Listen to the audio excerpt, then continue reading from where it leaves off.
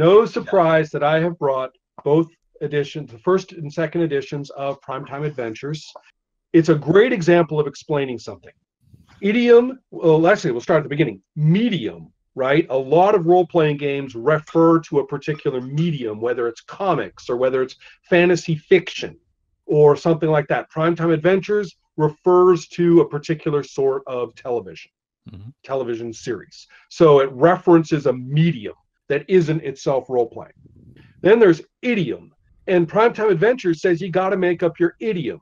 Your idiom is like whether people are wearing cowboy hats or riding horses, or whether they're in spaceships, or whether they're in this, or whether they're in that. And then there's genre, which is way more intense than idiom, which is the kind of story we tell with an idiom. It's not just with superheroes, it's a way of doing superheroes with particular kinds of stories. Then you have setting, like exactly like when it happens and where it happens and what it looks like. And then you have situations, the situations that characters are actually in. Those are actually all completely different things. And that's so Primetime Adventures is very clear about this.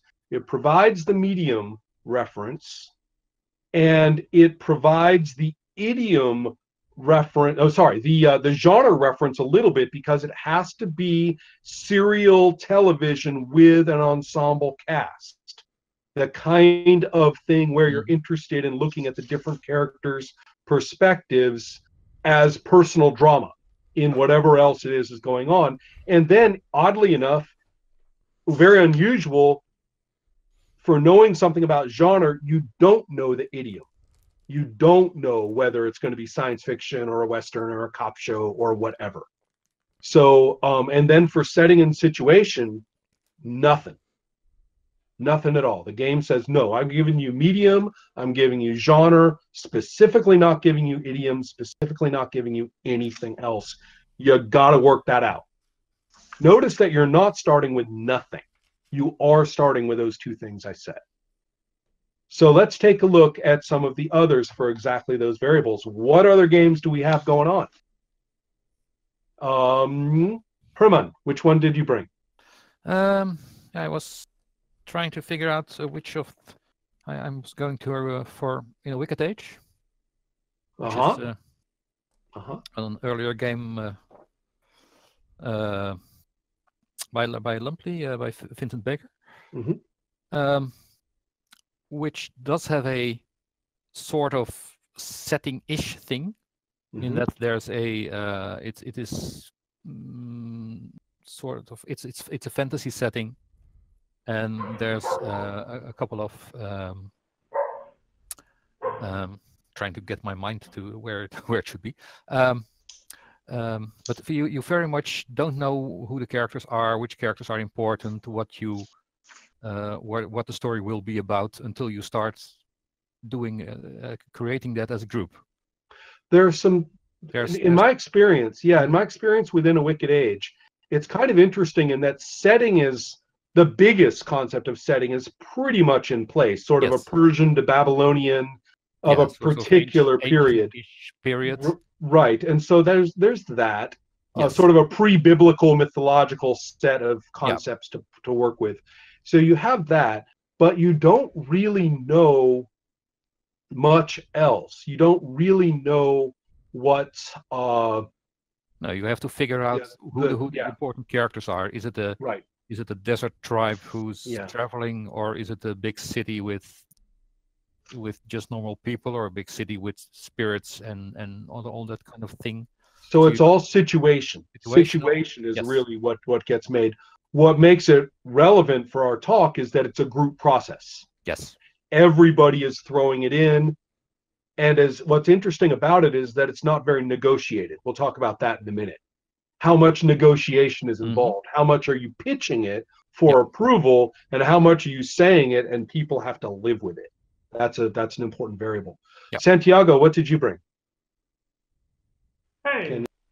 Well, I was a bit confused about the term of pitch and negotiation, and you told me that I could bring Cold Soldier as a counterexample. Because I said right, well, that's right, yeah. Go to the account, and you were like, okay, bring it, but no, it's the total opposite of this. Right, and so actually that's great. So we're going to. That's exactly why you're. So it's the anti version. So let's do that last. Yeah. So Ray, did you bring a game? I didn't know there was homework, but I just grabbed one out of my bag. So this is really a setting book, but it's Banes of the Earth. Right. Is it? Do you know that one? Actually, I don't. Does it qualify in terms of people bringing in creative work as a group for the setting or situations? No, probably not. Okay. How about this? Let's do with inspectors. Inspector doesn't really fit. It's really one of the good collaborative setting. Oh, this may be a really odd one, but microscope. Microscope's an excellent usage for this. In that you're really making up setting from scratch. I mean, that's kind of the whole point, right? Mm-hmm. So excellent. And then I wrote a Spark RPG. Ooh. Yep. Cool. In which, this one is you're also making the setting from scratch, pretty much, with a few constraints. So basically, a Spark you can start creating a campaign of a Spark in two ways. One, you can start from an established setting, which is it can be created officially or by the community or whatever, and basically then the process is just pick and choosing, just picking from different options for the setting and all that. But also there's like a whole process to create the setting from scratch, and it goes step by step. All the players contribute to it. And it goes from, well, it's highly structured. Moreno, what game did you bring? Still undecided. We talked about Primitive Adventure Second Edition, the one that I know better. There is My Life with Master and the Jeep Form Dupt. Do My Life with Master. My Life with Master, okay. Yeah, for sure. I don't expect everybody to have memorized it, but there's medium, idiom, genre, setting, and situation. Which things are established in each of yours? Herman, you were pretty clear in reminding me, we talked about it, that in A Wicked Age, you're establishing situation. That's really what's being established, and it is group work for sure. Yeah. In fact, it's kind of interesting. It's non-negotiable group work. When I make up my character and my best interests and all the rest of it, too bad, you've done the same. Whereas in My Life with Master, what is established through the group work? The Master. You already got the color, the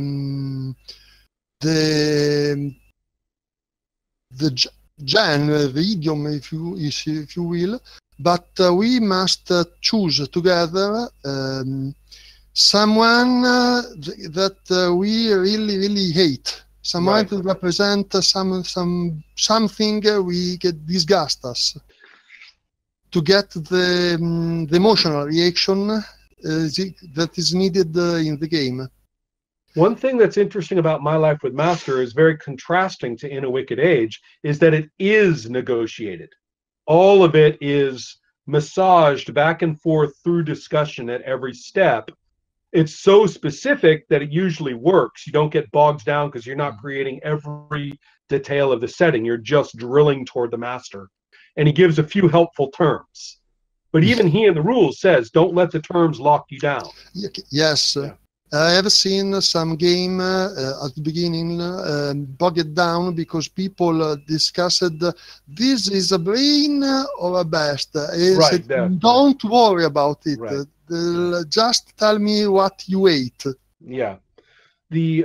So those are but here we have two very functional methods, one in A Wicked Age and one over in My Life with Master, that are already showing us really big structural differences. So Angel, with Spark, you already said it's the setting as a whole, but I think it's everything on the list, right?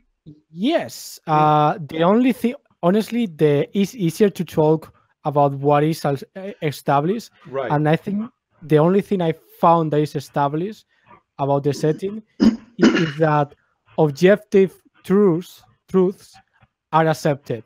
So if we are living in a planet that is like a sphere, people will not be flat earthers. Right. Which doesn't necessarily happen in reality. Everything else from the genre of the game, the media influences is one of the things that you start with. You start defining, okay, I want to inspire the game from these movies. I want them from these books, and each one gives a few inspirations, and then from there they take they say what I'm interested in from this movie media. So what is really interesting me from this movie? And from there you create factions, you create beliefs from the setting, things that are like widely believed in the setting, and you create faces kind of that represent different factions. You create attributes from the wall. So is the wall like is the wall as embodied by the GM going to be particularly physically strong? Is it going to be mentally strong? Is it going to have like some other characteristics? And yeah, basically all of this is done step by step by all the group, and each one is usually, there's no negotiation usually. Is there's like a little bit back and forth, but there's a lot of responsibilities are very distributed, and you get to say two factions, that kind of stuff. Do you pass it like a piece of paper around and people keep writing on it as it travels around? Does that happen? Because I'm remembering a game where that worked, where that was the technique, but not exactly. There's like a few there's like a setting sheet. Right. When you appear up, you write down like a few details, and there's like a belief sheet where you write down beliefs. Okay, so you mentioned that there's a GM.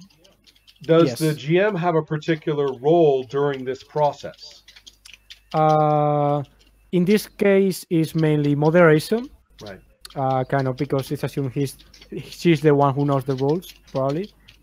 Other than that, there's during the setting creation, there's very few tasks that are specific to the GM.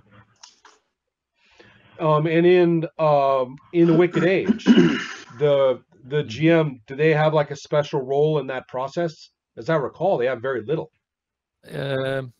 Yeah, you have someone has to you do the oracle thing where you read out the cards. The game master does the moderation, does the more of a moderator role, and writing up all the things. What interested me about it is that there's no approval or rubber stamping, though.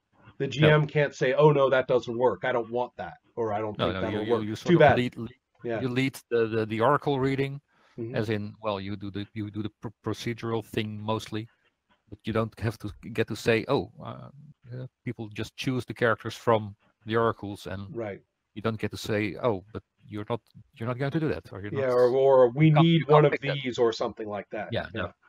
Now, in My Life with Master, the GM plays much more of a, I don't know, it's I'm not even sure it says to, but in practice, the GM kind of plays almost a creative soundboard, accept but also approve kind of a role.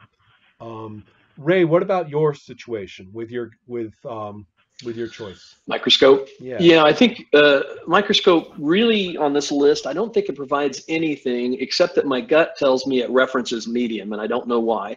I think it may be because you play with these cards on a timeline, it feels like you're referencing historical documents, or I feel like there's a kind of a structure there that's hidden, but other than that, it doesn't give you anything.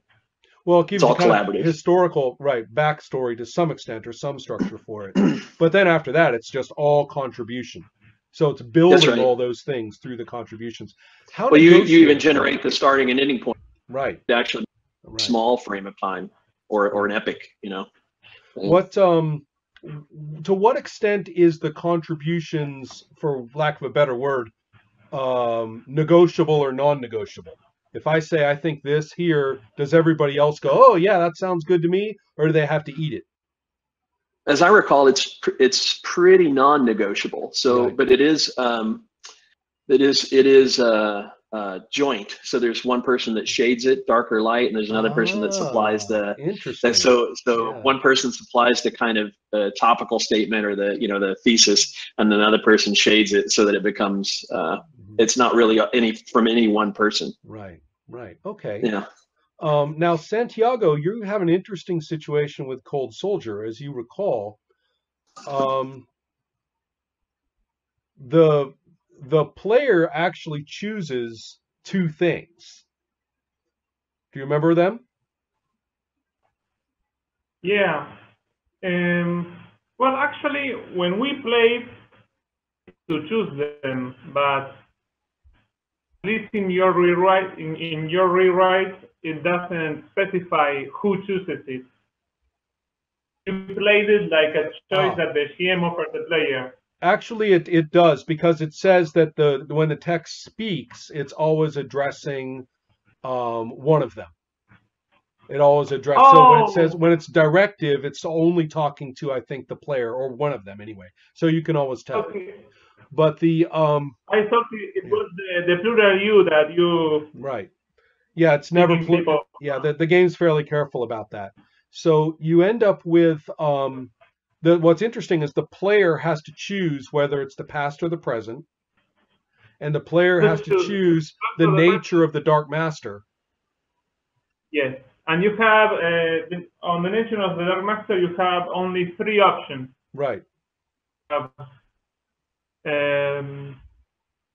Scientist, evil sorcerer, and vengeful god. Evil god, yeah. It was different, like vengeful god, and I don't know what the science guy was, but they're all evil, basically. Right. And so, but the interesting point is that the player says what those are, and then the player can't say anything else. Say the past, but then it's up to you if it's the Middle Ages or and then another a year ago. Exactly. And another interesting thing is that it's the same thing with the character. The character says what their undead character is like. He actually defines what being undead is. The player does. So here the GM is the person who's responsible for everything with these specifications. This is what being undead is like. You even tell him whether the scientist or whoever has a ton of them or has just one. But yes, and you also tell them you choose a supernatural weapon. Right. You have to make one up. Right. And the other thing was you get to pick that also from a list. Interesting, because whether you fight in a solitary or something like that. Right. What? Well, whether you fight alone, whether you're in a horde. Also, yes. Right. But instead of going through the whole thing in detail, what I'm trying to get across is that the player is picking very specific categories and some creative things. But then after that, the player lets go entirely. Yes. And the GM can't negotiate and say, oh, no, I would prefer to have a vengeful god. No, you can't do that. The player has full power and then gives it up. And then the GM has full power over exactly all those things. Yes, but the GM can choose which the player will tell him. Exactly. So it's interesting because either you can go thinking, well, if the player tells me vengeful god, I'll do this, because you don't know what the player is going to say. And so I agree. And so what's interesting about it is that in a way, it's highly, highly qualifies as group work. But it's a group of 2, and it's heavily non-negotiated. So it's a very special case. I thought it would be a counterexample, and it's not. It's just a highly, highly well-defined subset of what we're talking about. Mm-hmm. So it's kind of interesting. I told you, man. Yeah. I told you I should be in Custodian. Yeah. Score. Good call. Oh, one thing I wanted to add about the Spark, which I forgot when you asked me, is that there's two things that the GM has absolute power over, or final decision over. The players can make suggestions, but the GM has final decision. So there is a structure. The idea here is we're trying to avoid cacophony, right? These games does that a lot. Right. We're really trying to avoid the idea that we're all talking and we're all getting nowhere. We don't want that. So every other step, players and GMs contribute the same. Usually each one contributes 2 factions or whatever, each one, whatever. Mm-hmm. But when it comes to the settings, beliefs, and the settings attributes, that's ultimately the GM's job. And that's interesting because beliefs and attributes are something that the players' characters also have. So the idea is that the setting itself is a character that is controlled by the GM, and then she gets to decide that. My Life with Master has certain properties that are similar in that fear and reason actually define the entire social and physical atmosphere of play. So the fact that the master has fear and reason of particular sorts, they're actually environmental variables. So you're in a way, if you're struggling with the terrifying dark woods outside of town, it's really the same as the fear that the master inspires in you personally. So okay, there's some really interesting. I think we're kind of getting an idea of the diversity, but the similarity of the work. Now, I could also mention one last thing, which is the pool, which is a completely generic system, which gives you nothing to work with. Nothing. It just says. Now, I know James had in mind that the GM himself would just do it and just say to the players, okay, this is it, and make up a character just as if there were a setting book, just as if he did have 15 source books behind him saying we're playing this. So in a lot of ways, its absence isn't an indicator of group discussion. It's just that was the way that he's used to doing it, and that's what he figured everybody would do, and that's what you're supposed to do with a pool. The GM basically is supposed to show up and say, this is what we're doing, go. Now, the reason I bring it up is because I have been inspired by a game called Everway. And many of you are familiar with Everway. And it so happens that it's sitting 2 floors away from me, and I forgot to bring the box up. So I cannot, at this time, whip out the little idea deck and the fortune deck, and not the fortune deck, the other one, and show you guys the cards. But suffice to say, they're all wordless. And they're all a little bit, they either heavily imply a cultural setting like Aztec or something, or they are completely abstract in some odd way. So more like, Dixit cards or something. So you end up with, but they're very unexplained. Like there's a handsome man in a robe with a calm, friendly face, and he's like feeding or dealing with a bird, and that's it, right? Nothing else. So the idea, though, is that you are to infer from this whatever you want, and it serves as an indicator of much more structured things that you're going to do. There we go. Yeah. I recognize those well. In fact, that Crusader-looking woman was a character in one of the games that I GM'd. And so the cues that are provided for that are, it was actually kind of a big deal back in the early 90s to be told, here, pick 5 cards, and this is your character sheet. Yeah, you're going to put some numbers on the other character sheet. Fine. This is your narrative of your character. This is my character. This is where they come from. This is how they feel, that kind of thing. And so let's talk a little bit about the structuring of these things with the use of imagery. And I'm going to pop in a picture that is real traditional for this purpose.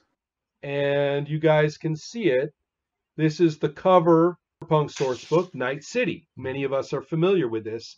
And as you can see, it's kind of saying, like so many role-playing covers do, this is the medium, this is the idiom, this is the genre, this is the setting, this is the situation, right? You're supposed to kind of suck it all up. And in many ways, role-playing game covers and other illustrations have been serving as Everway cards all the way through the history of the hobby, right? And so it's sort of a less player choose kind of way, or to some extent it is maybe player choice in a very tacit way. You know, I mean, how many times have I said, oh, I want to play a guy like that? You know, I want to. And so, however, let's take a look at something that we might use instead of that kind of totally tacit, maybe all hobby way that's been going on without anybody noticing it hardly all these times, except for the artists who knew it all along. Instead, we take a look now at another picture that I have available to me. And this is a picture that has been provided for this conversation by Ray. And you can see that it's not the same as like a Forgotten Realms city map. You know, so it doesn't quite give you setting, maybe?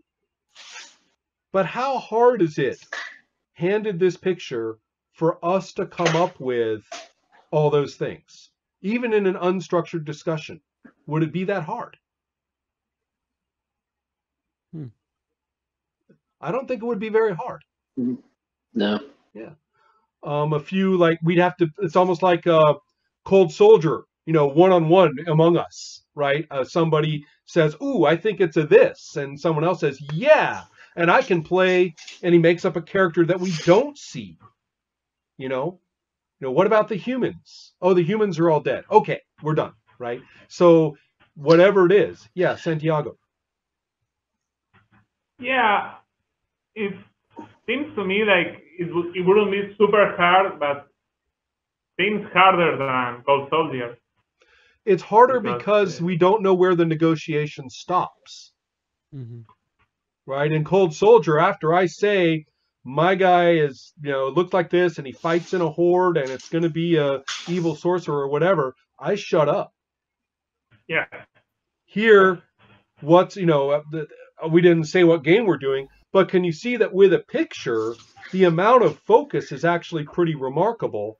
And this picture has several elements. Here's another one that doesn't have several elements. This one is as follows, which actually prompted a great deal of this very picture from the beginning, when Ray was so unwary as to put this across my, you know, across my view screen, and I was like, oh, right? Because the first thing I thought was, with a picture like this, you actually have a great deal of empty canvas that isn't hard to fill. Not that it's automatic what would be in it. It implies a lot less than the robot picture. The robot picture had these skyscrapers and things behind it. It had some interesting elements that you could seize upon and say, okay, what is that? And what does it imply? Here, we don't have that. We just have the thing. And so many things about it. Is it actually a cunning, scheming thing, or is the way it looks going to mislead a human observer that it's a cunning, scheming thing? We don't know. Do we know if there are humans, like a little bit like the robot picture here? Do we know if there are humans? Is this going to be a game about, like, we could say an idealized and idealistic set of explorers from a peaceful human future civilization are encountering this. Well, is it a this or is it a these? Is it more powerful than them? Is it less powerful than them? These things, however, the questions in my mind anyway, jump forward so strongly that I really would love to see how a group deals with it. You could you do this in Primetime Adventures? Could you say, the GM says, because the rule in Primetime Adventures, which I think doesn't really happen much, Moreno, in your experience, you've written about this. The rule in Primetime Adventures is that the game master is supposed to provide a very, very brief idea and to be pretty flexible with how the players each briefly modify or specify it. And then you're supposed to stop. The session, the pitch, they don't, you know what? It's not even called the pitch. Everyone says the pitch step in Primetime Adventures. He uses the word once casually, but not as a game mechanic. And yet, in the culture of play, it's become a named phase which is characterized by massive input and negotiation about it. So you see, it's actually taking what was a relatively brief and functional, but unfortunately perhaps not structured enough, or perhaps it's just the usual thing of people learning how to play by being told. So never mind what the book says. Right? Never mind. But whatever it is, in my experience, the culture of Primetime Adventures has become a little over-enthusiastic about really making that step very rich. Universalis had the same problem, where you would totally overproduce and basically rob play of its power to do this. So anyway, that said, what if we did it the quote the right way, the text way? Look, who are you talking to, right? And I say, we're going to do it the way it says. And by the way, instead of saying to you anything, instead of my quote brief pitch, I just provide you that picture, and I say, what do you got? Give me a couple of specifications.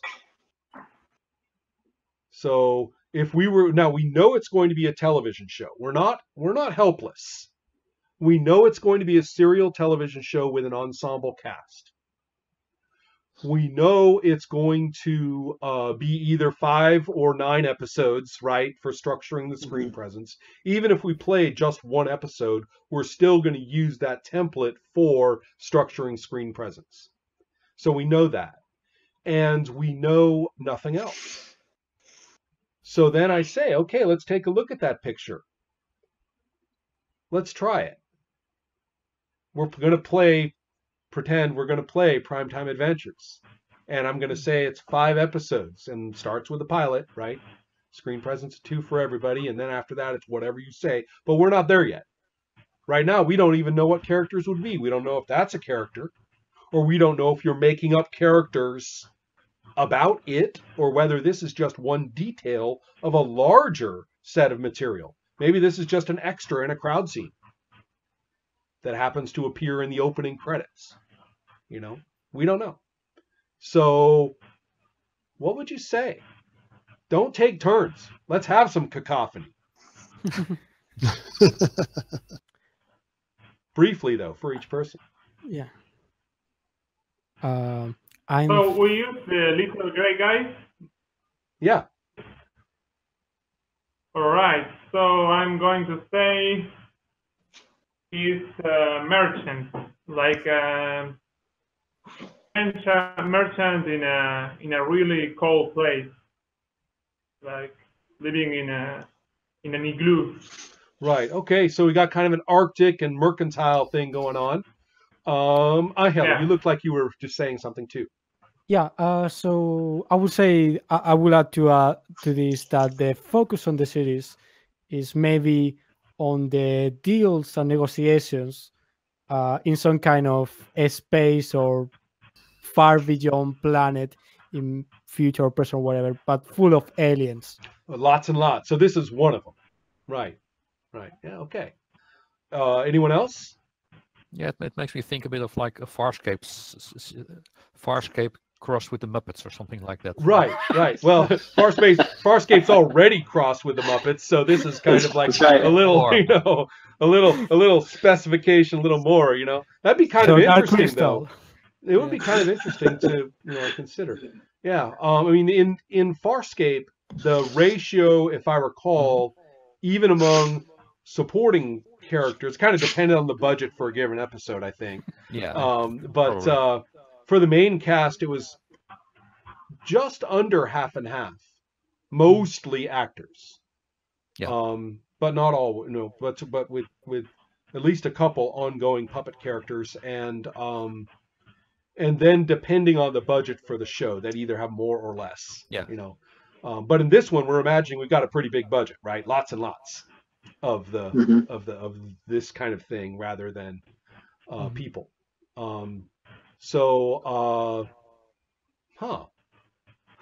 Ray, did you have any thoughts? Sure. At first I was going to disqualify myself, but honestly, I had no thought in my head when I drew this. I just started drawing shapes and then was just doodling. Let's just say I want it to be in a future where humans have discovered space travel, but are behind the curve. Right. So they're trying to work in a galaxy where they need to get what they need, and they're trying to basically convince more powerful, more technically advanced races to. Right. Humans all of a sudden as the underclass, and they don't like it, I bet. Yeah. Right. Yeah. Cool. Yeah. Moreno, any thoughts? Not from a valid one. I was thinking, I was distracted by thinking about one difference between the second and the first edition of Primetime Adventure. In the second edition, is actually Manuel says. I will never, ever get you to stop talking about the editions of Primetime Adventures, am I? But it actually say, take at least an hour. In which one? In the second one? In second one. Yeah. That's a good example of that weird lean that the edition has. Little details always lean in the same direction. The system isn't very different, but the details lean in the same direction every time toward more discussion. But to me, that's another reason. I like a lot of things about this, but I think I would play this modified with some rules changes from that. I might even use cards for the second edition, but because that's not really the biggest thing.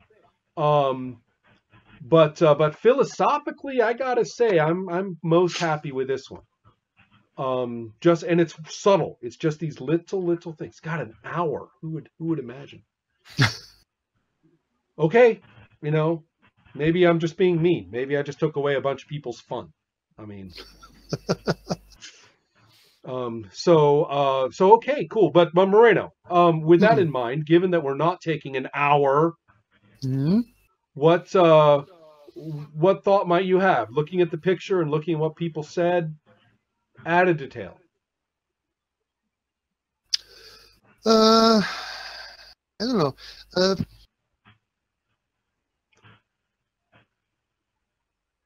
What about the atmosphere? Would it be a funny show? Would it be grim?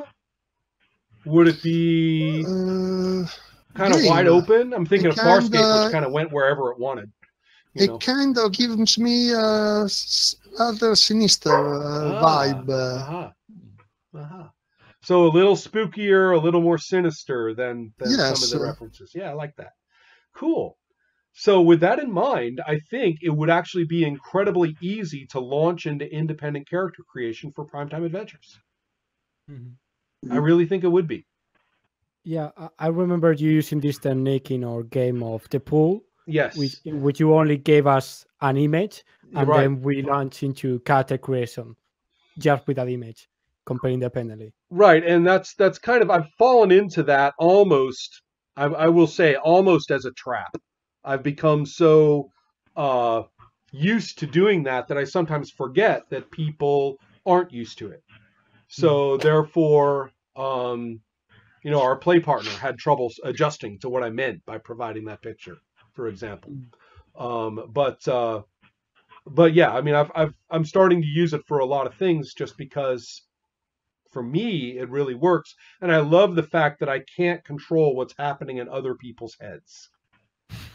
You know, I mean, I can trust that they're jumping off something, and I'll be able to work with it, or that we'll be able to work with it. But let's take a look at the process of negotiation about these things and think about the game you brought.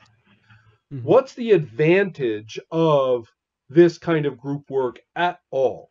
Why wouldn't I just freaking do it myself and plop down, okay, we're playing Primetime Adventures, screw all that hippie bullshit, and let's just do what I say. Tired of this nonsense. You know, why not do that with any of these games? What is it that, now granted, there are games in which that's exactly the case and they work. I'm not saying that that's dysfunctional or something. I'm just saying there are lots of different ways to do things. Let's say we're doing it the way that your game says. What's the value added? For me, there's two things: investment and originality. Mm-hmm. So the players become more invested because they own a piece of the idea, and two, much more so than if they would have read a setting book and try to internalize it. And then originality in the sense that you get something much more unexpected than you would if it came from one head. Everybody gets surprised. Yeah, people also want to own things of the setting of the game. There is a practical motivation. Primetime Adventures requires, I think, at least 3 players, because if not, you are reduced to give fan mail to each other. Right. Yeah. With at least 3 players, and with the rules about different scenes, players have to come up with characters that interact with each other. You also have the interesting point of two characters, each with an issue, have a tendency just to go head to head. Yes. You know, period. Either they're in conflict with each other about the same damn thing all the time, or they have teamed up, you know, for the same reason the whole damn time. So usually the game works better with the characters that are already very much in contact with each other, and are very often in the same scene. As opposed to in A Wicked Age, where the characters are thrown into the same situation, but may well not know each other, and certainly, in fact, are almost mandated not to all be on the same team. Right, in a lot of ways. I wouldn't say mandated, but in effect, the rules pretty much create conflicts of interest. Yeah, they push towards having different interests and different things that the characters want and desire out of a situation. Yeah. So they will be there will be a certain amount of conflict there, which is great for storytelling. Of course. Right, and also even in Primetime Adventures, although they are all like, well, either they're all members of the Firefly crew, which we all know is exactly what Matt was thinking of the entire time he wrote anything in Primetime Adventures. But either they're all members. I mean, they are all members of the Firefly crew. But just like in the Inspiring Show, they all have issues that are going to put them in each other's throats more than not. And how they work that out is really what the show, well, insofar as the show existed, is what it's about. Angel, what about some of the positive value added that you see, particularly for Spark? So in Spark, in addition to what everyone already said about like getting people invested and doing it like in a structured way, in Spark is basically about challenging the beliefs of the setting and trying to push your beliefs and challenge your own beliefs. Right. If the setting is saying like, you know what, slavery is not that bad, and you are saying, you know what, you are kind of an asshole. Right. That's what the game is about. Right. So if without this process of creating the setting and how you are going to interact with the beliefs and through what you are going to interact with the beliefs, it could be like if someone has created a setting and said like, I don't know, eating animals is bad, and you're like, okay, whatever, I don't care. Right. That would not really work. Mm-hmm. So the capacity to provoke in a, let's say, a good way, right? Yes. Right. The ability for for a good, powerful provocation can be a motive for putting input, the next step. What happens now, you know?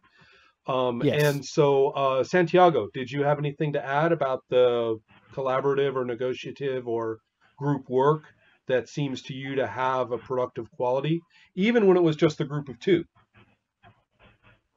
Yeah, I was thinking about it because, as you know, I have a very little experience playing.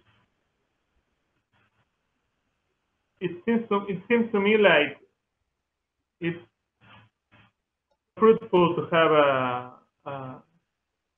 a bit of a heavier structure like in Cold Soldier. I was thinking about what some of you have said, that to have a player investment is pieces of what you're all doing together, but I think that you don't own it, the better. The more it's something that it's made by the group, because I don't think it's about like you decided there will be merchants and I decided to be dark and wherever. It's more like, I like how Cold Soldier has a structure that it's a challenge. So you can't guess what the other one is going to say, right? And then you have to come up with something in response, and has to own anything or to put up with what the other guy said, and maybe I didn't like it. You know, I think it's actually a really big deal, what you said, because it's not just that you got to say this and I got to say that. It's that maybe I'm excited by what you said. It clicked for me. And so you're going to see what you said returning to you, potentially. I really love the way that you are thrown something, and then, like, you say something, you're going to hear it back, coming back at you. That's what Santiago was on about. I really, really like that. I have a counter example. You know, do you hear me? Yeah. Better than ever, actually. When we did that free chat thing a few minutes ago, I think this will be like a sinister show. I was like, man, I wanted to do a comedy, and I was thinking, I mean, if we were really playing, like, would I discuss this? Would I get in a fight with him? Would I do it? Whereas in Cold Soldier, it's like that it goes back and forth. So I'm not going to say, yeah, let's do it in the past and get mad if you go, all right, ancient Egypt. I'm not going to be like, oh man, I thought the past was going to be 1980. Right. There's kind of a, not again. Okay. I'm still here. So there's kind of, if I'm hearing correctly, the idea is that there's kind of an understanding that the other person is going to get to do this with it now. Mm-hmm. So yes, and I wouldn't feel like it's his thing. Right. Like, right. Yeah, ownership becomes very interesting and fluid in the proper circumstances when it's a free for all. You know, is when things, I don't know, there really has to be some structure. The idea of an unstructured discussion for an hour for primetime adventures, I just can't see it being functional. Yes, there's many factors that come into place, like group dynamics. Right. Who's the one who talks the most? Who's the one who has the most commanding voice? Who is taking leadership of the conversation? And those kind of things start to come into that. The more this free form, and unless the group has like a very structured social, like a social structure that is already established, to fix that, those things tend to come into play a lot. Yeah, I actually like to say two things about that one. That's a really a good point, that without structure, things that you don't want to dictate the process do, right? Like mansplaining or loudness, or even who's better at articulating somebody else. Right. And for me, I was stuff too. Yeah. Absolutely. Yeah. I was making a little I don't know if you can see this little quasi Venn diagram thing here. Okay. Cool. So for me, I was thinking about, like, what we're actually talking about here is the process by which there's this kind of shared space, but then everybody also has their own little perspectives and ideas that aren't necessarily articulated. And so what we're talking about is the process by which those ideas are drawn into the shared space and accepted, right? So sometimes they're accepted.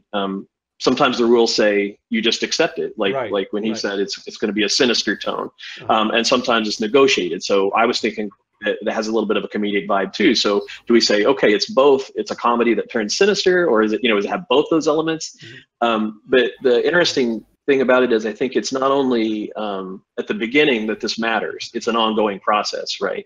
So as you expand the world and develop new elements, people are always coming up with kind of slightly tangential ideas, and whether they get drawn into the shared space or not is important, and how they get drawn in is important.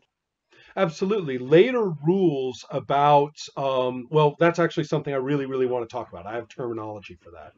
Before I do, I wanted to talk a little bit more about the negative elements of such a thing, the value added of not doing this, right, is of not doing it at all. I mean, I pull down Cyberpunk 2020, and I pull down the big ass source book, and I swap them down, and I say, make your characters. You know it as well as I do. Let's go. And we're done, right? All those dynamics that we were just talking about, they're not there. What else do we solve by doing that? What other cacophonies, or what other, it's not just cacophony. It's, I think the biggest problem, I'll give you my answer, which is draining future play.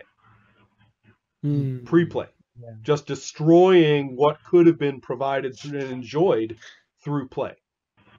I think it is a real risk, and I already told you the first time we played the Time Adventure, we created the entire series so much that it became a comic book.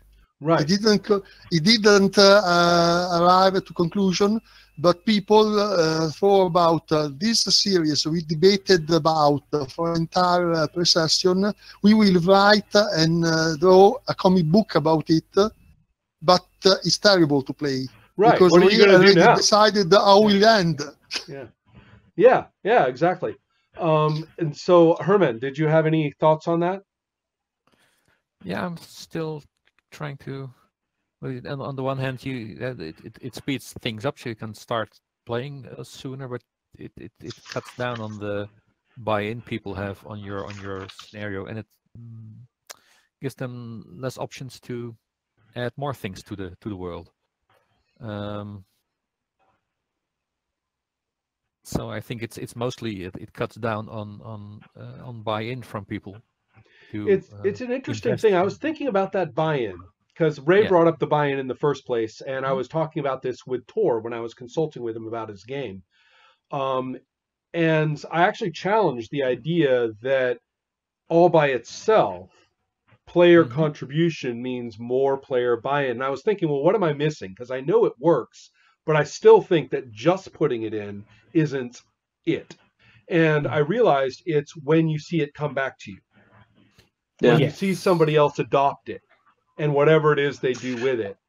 That, to me, is the powerful thing. Yeah, sorry, go ahead. Yeah, no, I'm sorry, I didn't mean to cut in. I like the term investment better than buy-in, because investment, it means you're putting something of your property inside the communal property, right? And like, so you have a stake in it, I guess, and so when you see it play out, and I agree, and it's not always true. Like, sometimes you run into players that want a hard setting because they want to go straight into character.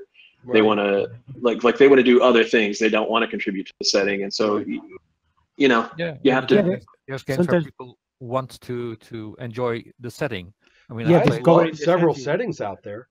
Yeah, I mean, I've played Ember Diceless, Ember set in Zelazny's Ember world, and some people just want to experience that world. They're in it. They yeah. What do I need to make up? I know this. Let's go. Yeah. And it can be much fun to do your interpretation of one of the princes of Ember, who has something thrown at them and experience that. But that's a different sort of game altogether than playing. I think that that in here, I guess if we say we're going to have something like that in a game, first of all, there's no one way to do it. Obviously, we have 6 different examples at least right here. And more importantly, though, how do you keep it from screwing up?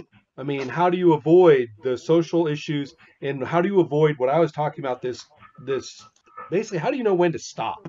How do you know when to stop per unit of contribution within it? And how do you know when to stop overall and say, no, we better stop? And in a way, it's counterintuitive. You can't go by your gut right at the moment that everybody is contributing the most enthusiastically. You're probably past the point you should have stopped, right then. That's right. Yeah, and it's really hard to do that, and unless and that's where really hard. That's where these Spark type and Microscope type and In a Wicked Age type and Cold Soldier type mechanisms, they all have mechanisms. They've all got mechanisms. My Life with Master and Primetime Adventures are the 2 that are the most at risk, aren't they? Those are the ones that are most at risk for, this thing where all of a sudden you've told the whole damn thing already. So yeah, the problem with those games is it doesn't really tell you when to stop or how much you can contribute on, like, it can be a structure, but without an endpoint, you could go forever and get into the place where you probably should be playing already. Yeah. So with that in mind, there's one other. Let me real quick bring up. Yeah. Can I bring up one example that I think is interesting? Swords Without Master. Has anybody played that? So what's interesting about that one is all the characters provide a picture that's their character, can come from anywhere. And then sometimes sometimes the GM provides us a picture that's like a scene, and then you just go. There's not a lot of talk in there, negotiated talk of any kind. You just start rolling. Yeah. There's Epi and I actually have some similar influences about that. And and that's actually kind of what I like to do. When I use a picture for the pool or something like that, I don't even have like a spitball session afterward. I actually kind of like the way that you get different elements in the character creation that the GM's like, okay, right, here we go. Yeah, I could see that. So there is a key in it, huh? Yeah, exactly. Very well. I've got it. Primetime Adventures has the particular situation of being the game people meet to play for the system. As I wrote in the comments on Patreon, you start playing, you have nothing, no color, nothing.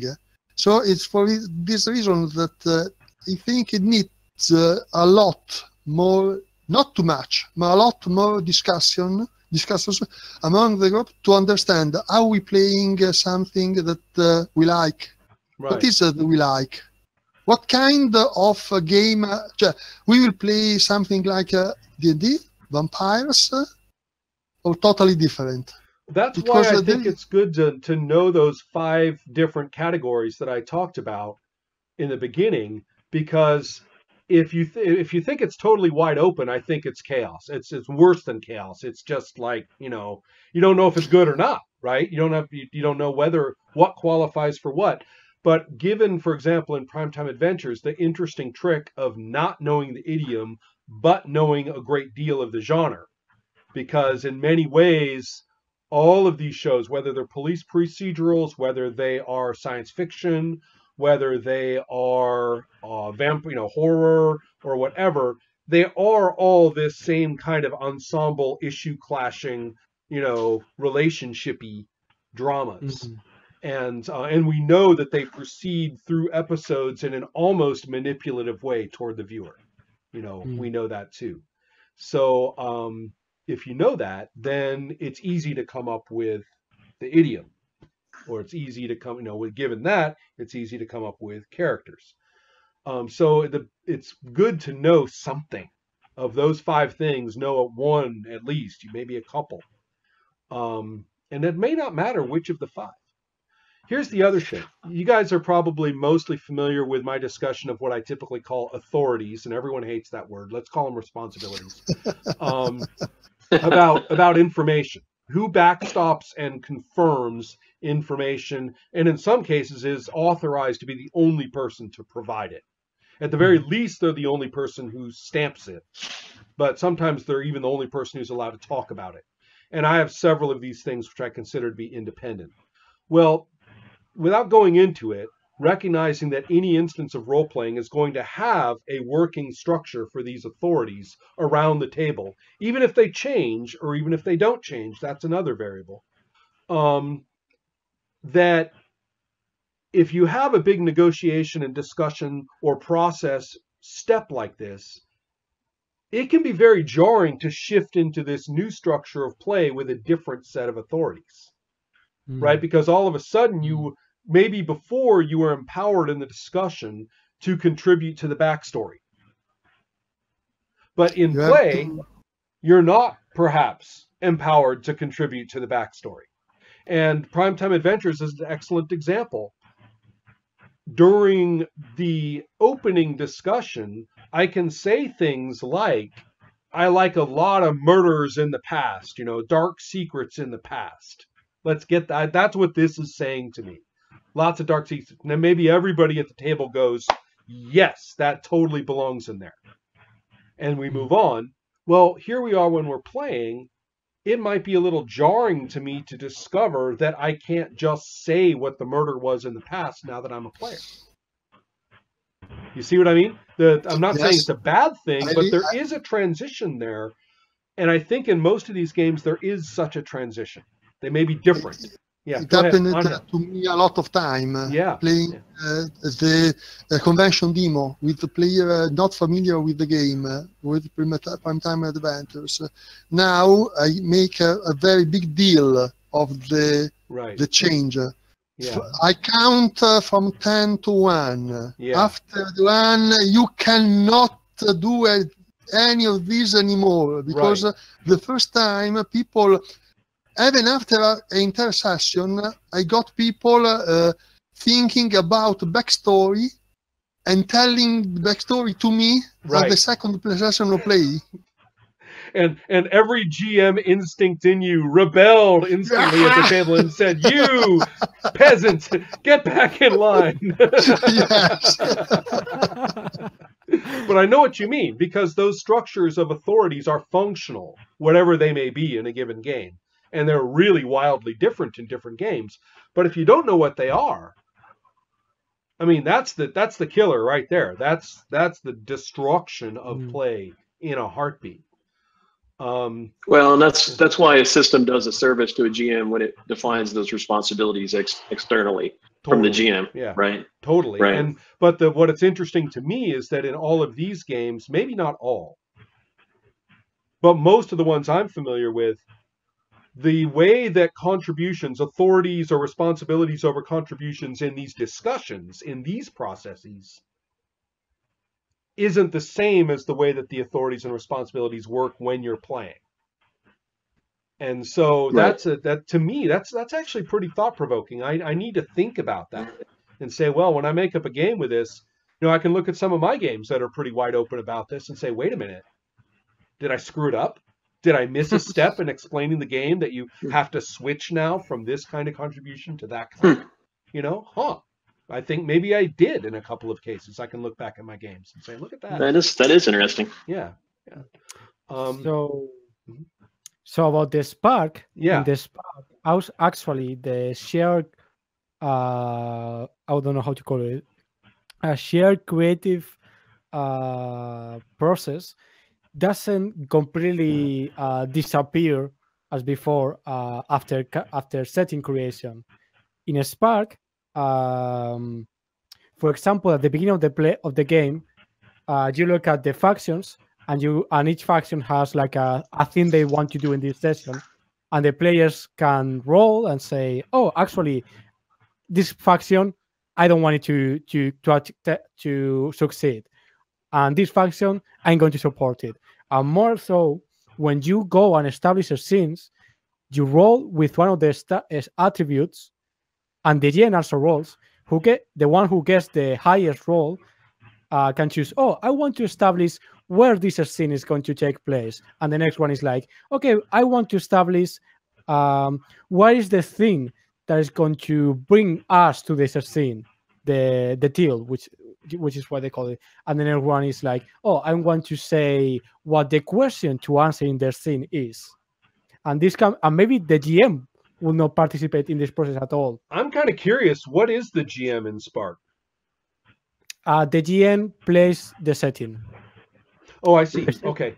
The setting is like a character, and the GM has... but plays the setting as an active element, not as the owner of the backstory or the situation creation. Exactly. That is actually a really, really interesting structure.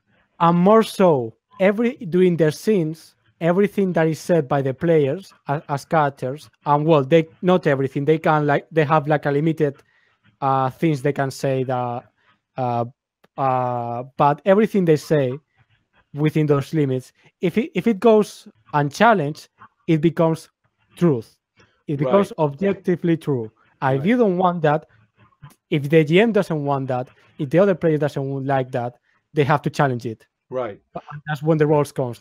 Yeah, the Universalis is, I think, a really, really interesting thing, because so many of the pieces of what we're talking about can be found in the bits and pieces of it. One of the interesting things about Universalis is it begins with something called a tenets phase, where we take turns saying things that are effectively true, and there's a challenge mechanic. And it's not intended to be very long, but it establishes sort of the basic working principles of the setting. And then when you play, the turn structure and your relationship to characters is very, very subject to specific rules for play. And I think a lot of people forget that, and they never leave the tenets phase and just play as if it were all about just saying what happens and challenging it and nothing else. But actually play is far more, I'll use the I word, immersive than that, because if you have ownership of a character at the moment and whoever's turn it is says you're in this scene, you have to play the character pretty much from inside the character's head. And so but many people don't realize that. They learn Universalis as if it were just consensual storytelling with money. Mm-hmm. And it's not. And so it's an interesting thing where the game does have rules for that shift, but people blow past them, and just don't even notice in some cases.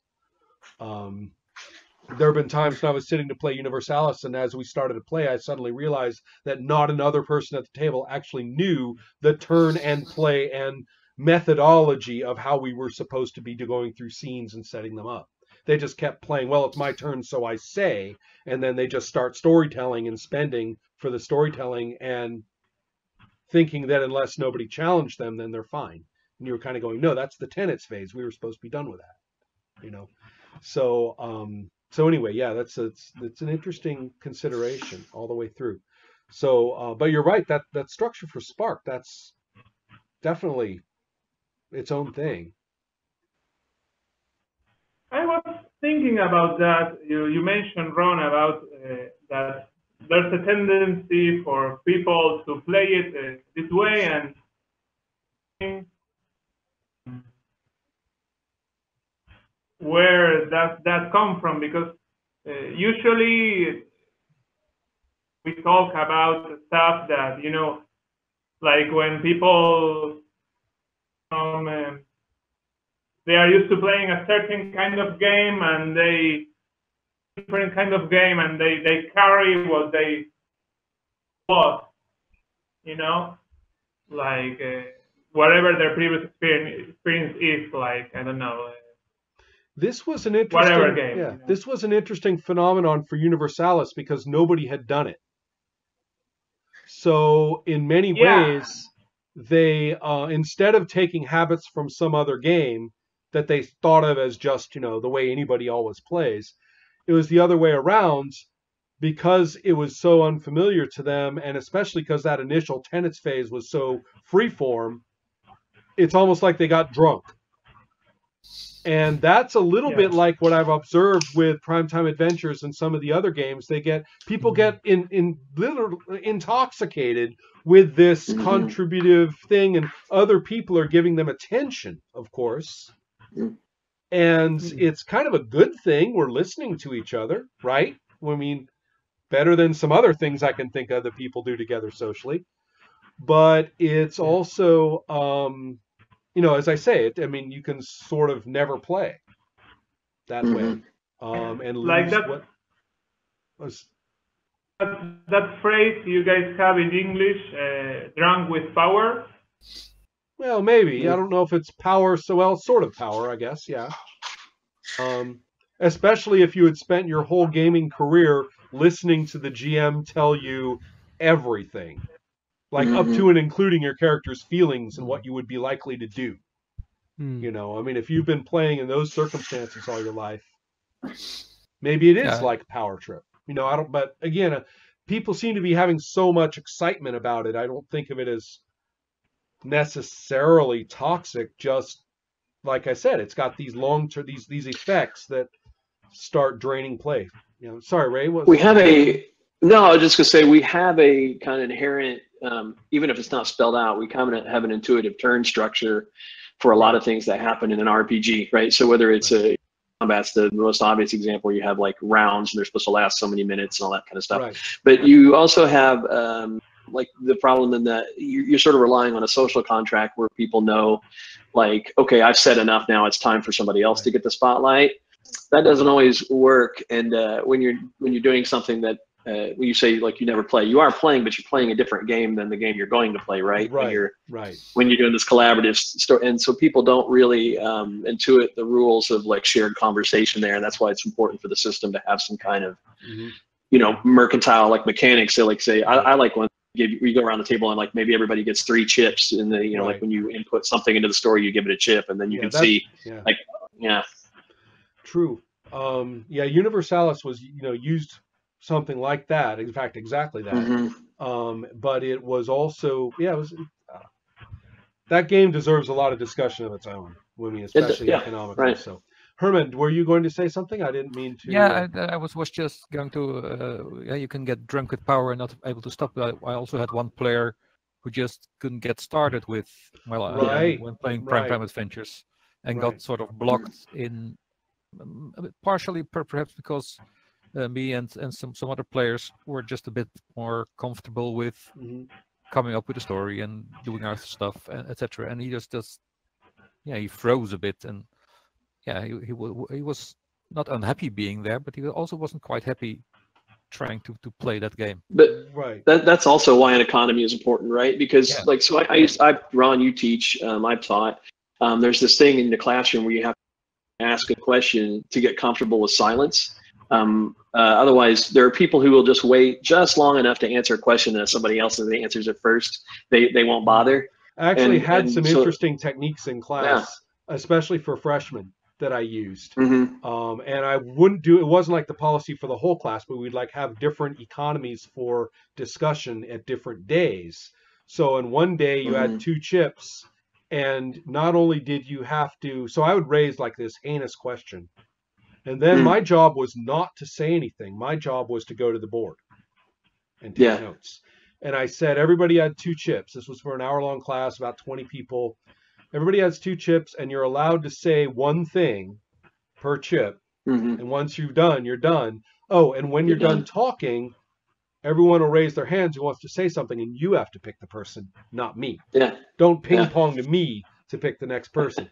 And I'll just take notes on it. And it was remarkable how good the discussion was, and then people's reactions to, but I want to say something more. And it's like, well, not today. There's a lot of people sitting here, man. And again, I didn't do that every day because that would be heinous, but as an exercise, it actually allowed people to start learning to just wait another minute. And, But anyway, so that would be another book to write one of these days. Now I'm going to mention one other game that I don't know if anybody's played it, but I think some of us here are familiar with it. And I don't think it ever received like the author's final edition stamp. I have a paperback version of it, but I'm pretty sure that Emily Care-Boss always spoke of it as still a work in progress, and that's called Sign In Stranger. I know about it. Yeah, I know about it. I haven't played it, but I know about it. Now it is built on really the most social and surreal and not particularly nice to the reader 70s science fiction, particularly about humans and alien contact in any and it gave sort of a fictional context that forced it, but the fiction that it drew from has a broad array of why you're in contact with the non-human. And but it was very, very improvisational and inspiration based. You had a huge pool of words that people had thrown in. When you chose a word, which you didn't do all the time, there are times when you chose a word or picked a word at random, you couldn't use the actual literal word. If it said spaghetti, the one single thing you couldn't bring into play at the moment right now is spaghetti. But you're supposed to spaghettify whatever was happening in any way that made sense to you. And even if you just, maybe if you said the entrails of the alien are like spaghetti, but you can't use the word, you have to describe it. Or maybe you respond to it in terms of like the intricacies of the social maneuvering or whatever it is. You also had an array of colors that everybody had started play with. So one of the very, very few things that everybody did as group work to start was the palette of colors that would be used for all descriptions. You couldn't use a color that's off the palette. And there's like 12 of them. So it actually found it very, very useful. You never felt like you were too stuck, and it really helped. But you didn't, and the words were thrown in, but they weren't consulted with each other. So everybody writes, I don't know, 4 or 5, I can't remember, a few words, and throws it into the bowl, and you don't know what everybody else wrote. So they're thrown in there, and you don't know which ones ultimately will be picked when, of course. So it's like they're taking a lot of this structured group work and putting it more into play than at the beginning. And you don't know it. Oh yeah, there's also sort of a microscope-like, there's a method by which you have made up the planet and made up the aliens, but only very weird details that don't really give you the whole picture. So finding out much more of basically all you learn in the beginning is how weird they are, to some extent, jumping off points. Discovery of the genuine setting, at least insofar as you do, and discovering its changes that it wreaks upon you, which are many. I mean, you may well find, that you're giving birth to an alien baby. You may well find that you yourself are becoming one of the aliens. You may well find that you are now walking smorgasbord breakfast for the aliens. You keep growing their foodstuffs back on your body and they keep snacking on it, whatever. But I just made that up. But it's a really good example of the kind of thing that can happen in play. And but that stuff all occurs through all these weird discoveries and draws and spins and jumping off points that people go through the course of play itself. So in many ways, it's the only game I can think of where that process is a practical piece of play and was much more functional than I had anticipated from reading the book, where it seems like it's kind of a bunch of groovy shit, but actually ended up functioning as system. So that was the only other thing I was going to throw in. Can anyone else think of games where sort of this group or improv or throw it in now process is involved? There was a joke game way back in the beginning of the Forge called Bedlam. But it was comedic, There's a very recent game, and I haven't had the opportunity to read it yet, called Dialect, in which you play, basically, the focus of the play is creating a dialect, creating like your own language, playing, starting with the game with a few words, and then adding more and more until you have like a very like a language you're using, and then play out how it dies little by little. Oh, yes. How it's very cool. Yeah. But I don't know how it does that. Right. You haven't really. But something of that kind. Yeah, that's interesting. Yeah, and I think that helps in play. Ray? I was just going to throw in that Inspectors has a confessional mechanic where somebody can leave the table and sit in a chair and pretend they're on a reality show and then say something, and then that thing they say has to get worked into the fiction. Right. And so that's because they're talking about the scene that you haven't seen yet. Yes, that's right. Yeah. Another thing that's interesting about Inspectors that is also something I've noted tends to get borked in play, unfortunately, is that the GM's not supposed to have a backstory, not supposed to have a spook in mind, not supposed to have a monster of the week. That actually that is supposed to be built by the player's successful rolls. If the player says, I think it's cranium rats, man, well, if he makes the roll, then guess what? It's cranium rats. And if he doesn't, he's a kook who had, read the monster manual too many times.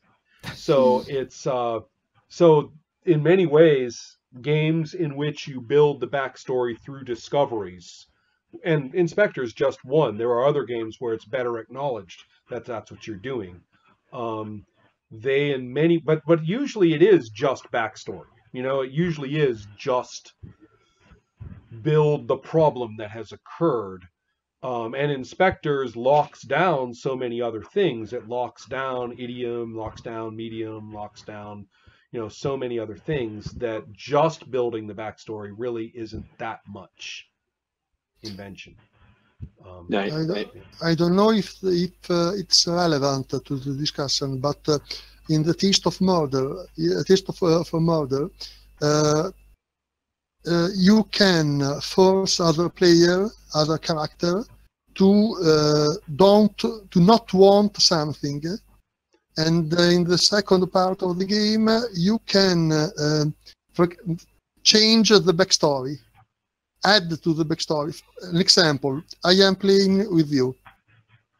At a certain point, I have to reveal something. I can reveal that you are really my long-lost brother. And our mother tried to kill you in the crib. Sounds like Graham. Totally. I can change your backstory, right? Adding to the game. Right. So that's a good example. And I was also thinking of something that's a little bit more, what's the word I want? A little bit more mechanically driven in terms of outcomes is Seth Ben Ezra's Dirty Secrets. Yes. Because what's interesting about Dirty Secrets is that instead of giving the authority to make up that backstory, like a successful roll in Inspectors does, or that phase in The Taste of Murder, instead you have this grid method by which basically one of the NPCs is backed into a corner physically on the grid, and then is revealed to be the killer, the culprit, basically, of whatever terrible thing is going on. But what's really interesting is that you can often boil it down to 2 or 3 candidates and systemically not know when it's going to make the jump or to whom. So that you can drive at it harder or try to drive it in some ways toward a given character, but no one's ever going to have control over it. And I personally think Dirty Secrets is an exceptionally well-written and exceptionally well-structured game. And it's one of the only other ones I could think of. Well, I keep saying that, the only one I can think of. All right, I just thought of 2. And so, yeah, Angel. So, as in a Spark RPG, you also can do that. Can do this. as in the process of play during the scenes, you can do declarations, which are basically things that you say either as your character or the GM as the NPC that affect the players. That's what distinguishes declarations. And if they go unchallenged, they are true, as I said. Right. So, and one of the things that you can say is that you can do is establishing something new about the setting. So, for example, one player can say, "Oh, don't worry, it is winter. The enemy soldiers will be driven back by the snow." Right. And if no one challenges that, that's true. Right. Or the GM can say, "Actually, I want to challenge that. You're full of bullshit." Yeah, screw it. I brought these armies here for a reason, buddy. Yes. Right. Got it. So anyway, this has been a really long session, but I think I've sort of worked through most of what I had in mind. And I've also had a lot of food for thought because there are nuances that I just don't think I would have got otherwise. I don't want to cut it anyone short. Is there anything you want to say either about anything we've said or specifically about the game you brought that has jumped out at you or that you want to follow up on? Not right now. All right. Well, folks, I would like to say thank you very much for joining me for the Boiling Pitch, and I'll look forward to posting it on Monday. I think that it referenced a lot of games in a really useful way and might end up being thought-provoking. So it's my plan. And also, great to see Herman for the first time. And Ray, thanks for joining us and also letting us use your art. That was really, really helpful. So yeah, really cool stuff. Good night, everybody. Good night.